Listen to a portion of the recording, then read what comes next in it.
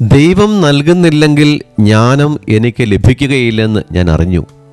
ആരുടെ ദാനമാണ് അവൾ എന്നറിയുന്നത് ഉൾക്കാഴ്ചയുടെ ലക്ഷണമാണ്. ജ്ഞാനത്തിൻ്റെ പുസ്തകം 8-ാം അധ്യായം 21-ാം വാക്യം. ഉണ്ണിമിശിഹായെ ദൈവികതയിൽ ദർശിക്കാൻ സാധിച്ചത് ജ്ഞാനത്താൽ നിറഞ്ഞ ആട്ടിടയന്മാർക്കും എലിസബത്തിനും സക്രിയായ്ക്കും ശമയോനുമാണ്. നമ്മുടെ കഴിവുകളോ പണമോ പഠനങ്ങളോ സൗകര്യമോ സൗന്ദര്യമോ കണക്ക് കൂട്ടലുകളോ അല്ല ഈ ദർശനത്തിൻ്റെ വ്യാപ്തി. എളിമയും ജ്ഞാനവും വിശുദ്ധിയുമാണ് ഇതിൻ്റെ ആന്തരികത. നിർമ്മലതയും നിഷ്കളങ്കതയും നമ്മളെ ഇതിലേക്ക് ബലപ്പെടുത്തുന്നു. നമ്മുടെ ജീവിതം ഈ ഒരു കാര്യത്തിനായി സമർപ്പിക്കാൻ സാധിക്കട്ടെ.